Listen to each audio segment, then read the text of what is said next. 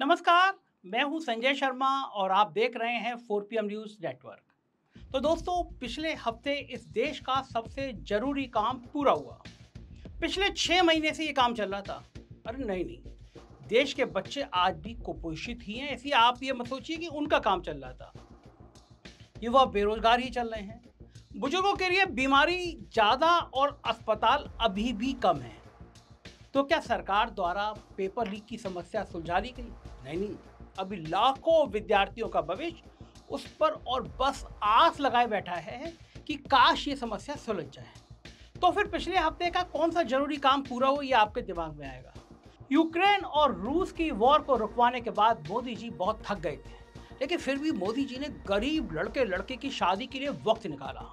आखिर देश के मुखिया हैं, निकालना भी चाहिए। इस परिवार के बड़े हैं, मुखिया हैं, संरक्षक हैं। किसी गरीब बेजुबान की शादी के लिए वक्त निकालना उनका फर्ज है। क्या बस हर महीने सुख समृद्धि से भरे हुए मणिपुरी जाते रहेंगे मोदी जी? कभी गरीब मुंबई वालों से भी तो उनको मिलने का मौका मिले।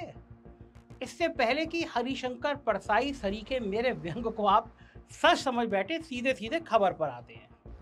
अंबानी परिवार की तीसरी संतान और सबसे छोटे बेटे अनंत की सगाई जनवरी में हुई। फिर जामनगर में पहला प्री वेडिंग फंक्शन मार्च में हुआ। इटली में दूसरा प्री वेडिंग फंक्शन मई और जून में हुआ। संगीत के नाम पर तीसरा फंक्शन मुंबई में जुलाई के पहले हफ्ते में हुआ और आखिरकार 12 जुलाई से लेकर 14 जुलाई तक चले 3 दिन के फंक्शन के साथ इनकी शादी हो ही गई। वैसे तो अंबानी परिवार के इस 6 महीने के सर्कस पर मैं 1-2 स्टोरी आपके लिए पहले भी कर चुका हूँ। मेरे प्लेलिस्ट में जाएंगे, आपको मिल जाएगी, जहां मैंने शादी के फंक्शन के लिए सरकारी तंत्र के बेजा इस्तेमाल के बारे में डिटेल से बताया था। जिस तरह से भारतीय वायुसेना को अंबानी के मेहमानों के एरोप्लेन्स का जिम्मा दिया गया और फिर पैसे का ये फूहड़ नाच, भयंकर नाच इटली में गलत संदेश देकर आया, जहां लोगों ने इसको बैड मैनर अंबानी की शिकायत दी। मगर अब 6 महीने के बाद जब आखिरकार यह पूरा इवेंट खत्म हो चुका है, तो एक आखिरी बार इसे विस्तार से समझने की जरूरत है। किस तरह मुकेश भाई ने इस शादी का खर्चा कम और मुनाफा ज्यादा कमाया है इस शादी में, और किस तरह आप और मैं इस बड़ी शतरंज की विसात के मोहरे भरे। तो मोदी जी से शुरू करते हैं। वो शादी में आए, वर वधू को आशीर्वाद दिया। उनका ऐसा करने से कोई कानून का नियम उन्हें रोक नहीं सकता। प्रधानमंत्री जा सकते हैं, अपनी पर्सनल कैपेसिटी में किसी की भी शादी अटेंड कर सकते हैं, लेकिन उन्होंने बस शादी अटेंड नहीं की, आशीर्वाद देकर फटाफट लौट नहीं आए। मोदी जी शादी में पूरे 2 घंटे रुके। क्या हमारे देश की सारी समस्याएं खत्म हो चुकी हैं? मोदी जी इतने फ्री कैसे हैं कि बस 3 काम बड़ी शिद्दत और तबीयत से करते हैं? इन 3 कामों के लिए इनके पास वक्त ही वक्त है। पहला काम है चुनाव में रैली करना, अपने चमचों को लंबे लंबे इंटरव्यू देना और दोस्तों के घर की शादियों में आराम से शिरकत करना। इनके चमचे कहते हैं कि मोदी जी दिन रात काम करते हैं, थकते नहीं हैं। मैं भी कह देता अगर मुझे मोदी जी के मणिपुर के दौरे दिखे होते।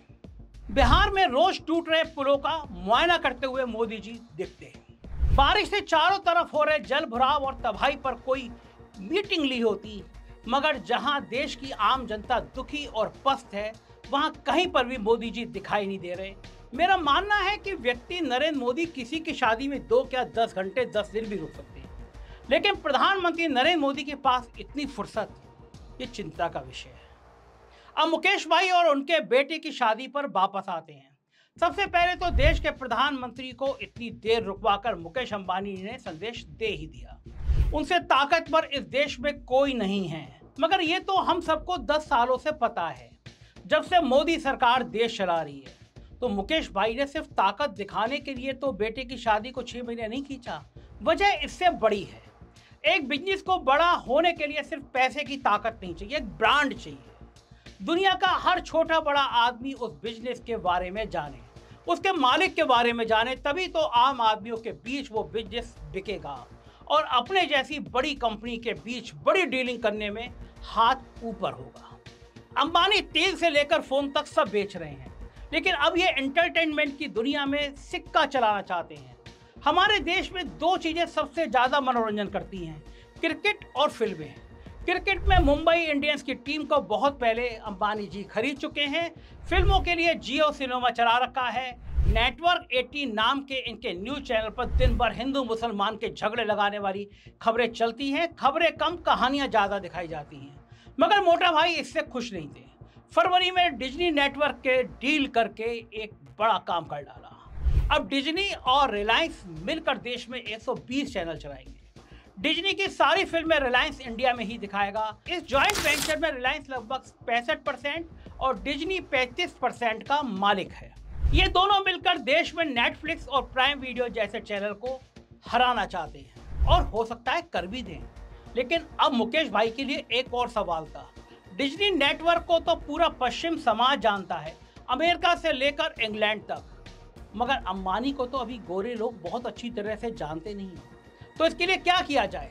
करोड़ों रुपए मार्केटिंग में खर्च करके कुछ सेकंड का विज्ञापन आप टीवी या इंटरनेट पर चला सकते हो, लेकिन वहीं करोड़ों रुपए बेटी की शादी में खर्च करो और एक दिन मत करो, अलग अलग फंक्शंस का बहाना लेकर 6 महीने तक लगातार करो। और वही किया गया। क्या गजब पीआर कंपनी ने इनको सलाह दी और इसका फायदा देखिए। इनको विज्ञापन की जरूरत ही नहीं पड़ी। खबर की तरह देश और दुनिया के हर बड़े अखबार और न्यूज चैनल पर पिछले कई महीनों से अंबानी छाए हुए हैं, चाहे न्यूयॉर्क टाइम्स जैसा बड़ा अखबार ही क्यों ना हो या फिर CNN जैसा बड़ा न्यूज चैनल। अमेरिका और इंग्लैंड का आम आदमी रिलायंस और अंबानी को जानने लगा है, क्योंकि जो नाच पसंद करता है उसने रिहाना को नाचते हुए देखा। वही रिहाना जिसको कुछ दिन पहले तक भक्त आतंकवादी कहते थे, आतंकवादियों का समर्थक कहते थे, उसने रिहाना को डुब्बे लगाते हुए देखा। जो गाना पसंद करता है उसने जस्टिन को गाते हुए देखा। जिसे रेसलिंग का शौक है उसने जॉन सिना को शादी में देखा। और जिसे बिग बॉस जैसी अंग्रेजी बकवास देखने का मन है उनके लिए करदास यहाँ बहनों को बुलाया गया। इनका कुछ खास टैलेंट नहीं है, मगर हाँ खबरों में हमेशा बनी रहती हैं। अब दुनिया भर के जो लोग इनको जानते हैं वो सब अंबानी को भी जानने लगे हैं। अंबानी और रिलायंस अमेरिका और इंग्लैंड जैसे देशों में ब्रांड बन गए हैं और इन्होंने बड़े ध्यान से सिर्फ नाचने गाने वालों को नहीं बुलाया। इंग्लैंड के 2 पूर्व प्रधानमंत्री टोनी ब्लेयर और बोरिस जॉनसन मौजूद थे। अमेरिका के पुराने विदेश मंत्री जॉन कैरी थे। बिल गेट्स से लेकर मार्क जुकरबर्ग जैसे लोग आए। इन सबको बुलाकर मुकेश भाई ने दुनिया के अमीर लोगों को एक मैसेज दे दिया, अगली बार जब किसी डील के लिए टेबल पर मिलो तो मुझे हल्के में मत लेना। तो अब ये तो हो गई बात विदेशों की। इस शादी को लेकर थोड़ी देश की बात भी कर लेते हैं। शादी से एक हफ्ते पहले जियो ने अपने दाम बढ़ा दिए। सोशल मीडिया पे मजेदार से मीम चलने लगे। कहने लगे लोग, विजय माल्या कितना भी खराब था, कितनी गंदी आदत थी, लेकिन बेटे की शादी के लिए उसने बियर के रेट नहीं बढ़ाए, लेकिन अंबानी जी ने बढ़ा दिए। 239 रुपए का प्लान सीधा 60 रुपए बढ़ाकर 299 का कर दिया गया। 666 रुपए वाला प्लान 799 पर पहुंच गया। इस बात पर मीम बहुत बन रहे हैं, जहां मजाक उड़ाया जा रहा है कि कैसे मुकेश भाई ने लड़के की शादी में आपकी जेब से जबरदस्ती शगुन ले लिया। मगर आम जनता के बीच गुस्सा नदारद है। जब एक रेहड़ी वाला गरीब आदमी हमें 50 रुपए किलो टमाटर बेचता है, हम गुस्से से कहते हैं अभी कल तक तो 40 रुपए थे, एक दिन में क्या आग लग गई? मगर ऐसा गुस्से भरा सवाल हम मुकेश अंबानी से नहीं पूछ सकते कि क्या आग लग गई, जो हम आम आदमियों के खर्चे का भार बढ़ा दिया। गुस्सा क्यों नहीं है? सवाल क्यों नहीं पूछे जा रहे? क्योंकि सब अंबानी की शादी के फोटो और वीडियो देखने में मगन है। यहाँ भी अंबानी का कोई खर्चा नहीं हो रहा। सैकड़ों यूट्यूबर और इंस्टाग्राम सेलिब्रिटी को न्योता दे दिया। अब वो खुद ही रील बना बनाकर दुनिया को फोटो दिखा रहे हैं। यही काम वो किसी और के लिए पैसा लेकर करते, यहाँ बस न्योता पाकर खुश हैं। फ्री में पूरे इंस्टाग्राम पर अंबानी और उनके घर की शादी छाई हुई है और उसमें क्या दिखाया जा रहा है उसके पीछे भी सोचा समझा पैटर्न है। देखो देखो मुकेश अंबानी कितने धार्मिक है, संतों को शादी में बुलाया है। देखो देखो कितने दानी हैं, गरीबों की बेटियों की शादी करा रहे हैं। अब इस खबर को पढ़िए, ऐसा लग रहा है जैसे हजारों गरीबों की शादी करा दी। ये होती है असली मार्केटिंग। क्योंकि खबर में नीचे जाकर देखिए 50 जोड़ों की शादी कराई। इससे कहीं ज्यादा शादियां तो किसी भी जिले में आर्य समाज एक बार में करा देता है। आप कह सकते हैं अरे कुछ किया तो ना, चाहे कम हो या ज्यादा। सही बात है, किया है, लेकिन इन अमीर लोगों की तकनीक समझिए। जितना करते हैं उससे ज्यादा दिखाते हैं, ड्रामा करते हैं, असली मलाई आपस में बांट लेते हैं। अनंत अंबानी ने अपने दोस्तों को 2 करोड़ रुपए की घड़ियां बांटी। बड़े बड़े लोगों को 8 लाख रुपए का शादी का कार्ड दिया और इनके लिए दिन रात काम करने वाले एम्प्लॉय को क्या दिया? भुजिया का पैकेट और चांदी का सिक्का। रिलायंस कंपनी में 4 लाख लोग काम करते हैं।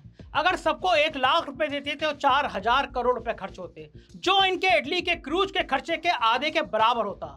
जहां 7,500 करोड़ रुपए केवल 800 लोगों की 4 दिन की मस्ती में उड़ा दिए गए, लेकिन उस 1 लाख रुपए से उन 4 लाख घरों में अगले कई साल तक रोशनी हो जाती। कोई उससे बच्चे की कोचिंग कराता, कोई अच्छी जगह इन्वेस्ट करता।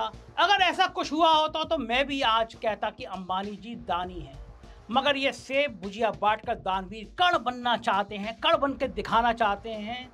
और भला हो इंस्टाग्राम का और हमारी गणित की कम जानकारी का काफ़ी हद तक दिख भी रहे हैं। कर्मचारी अगले दिन बुलाए गए, कुछ बुलाए गए, उन्होंने अगले दिन फोटो खींच खींच के दिखा दिया कि हम अपने साहब की शादी में आए। आगे कणदार अंबानी क्या कर रहे हैं? तभी तो जनता जियो के दाम बढ़ने पर गुस्से में नहीं है। अंबानी परिवार की दरियादरी के किस्सों में भाव विभोर है। एक और हैरानी की बात है, हर जगह खबर चल रही है अंबानी ने जितना शादी में पैसा खर्च किया वो उनकी दौलत का 0.5% भी नहीं है। इतने अमीर हैं अंबानी जी, और इससे आम जनता का खुश होने की जरूरत है या फिर सोचने की? एक मिडिल क्लास बाप पूरे जीवन काम करके रिटायरमेंट पर 50 लाख रुपए के आसपास पाता है। एक फ्लैट या गाड़ी सब मिलाकर 2 करोड़ की संपत्ति होती है। उसमें से अपनी बेटी की शादी 20 लाख रुपए में करता है, 20 लाख लगा देता है। गरीब आदमी जिसके पास जे कॉलोनी में 20 गज का मकान है, रिक्शा है, यानी सब कुछ मिलाकर 10 लाख की संपत्ति है, वो भी 1 लाख रुपए बिटिया की शादी में लगा देता है। यानी गरीब और मिडिल क्लास आदमी 10 से 15% अपनी संपत्ति अपने बच्चों की शादी में लगा देता है। अंबानी ने तो आधा % लगाई। बताइए कौन रईस है, अंबानी या वो रिक्शे वाला? इसलिए इंस्टाग्राम की रील्स देखकर अपने आप पर शर्म आना और अपने माँ बाप पर गुस्सा होना बंद करिए। आपके माँ बाप आपके लिए मुकेश अंबानी से कहीं ज्यादा अमीर हैं, कहीं ज्यादा दिलदार हैं। वो अपना सब कुछ आपकी खुशी के लिए लगाने को तैयार हैं। अगर ऐसा खर्चा सिर्फ खुशी के लिए करते हैं, आपने बच्चों के लिए करते हैं, अंबानी की तरह बिजनेस बढ़ाने के लिए नहीं करते।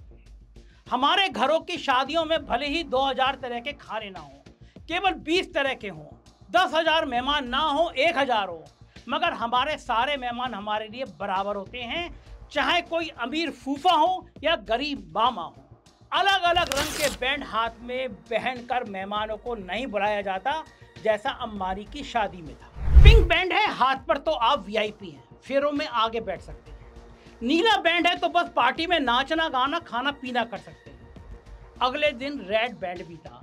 इस बैंड का मतलब अंबानी परिवार के साथ सेल्फी खींच सकते हैं। शुक्र है हम अभी तक इतने ज़्यादा अमीर नहीं हुए, नहीं तो दिल छोटा हो जाता और मेहमानों की हैसियत के हिसाब से उनको बांट देते। मुझे मुकेश अंबानी जी से कोई पर्सनल दुश्मनी नहीं है।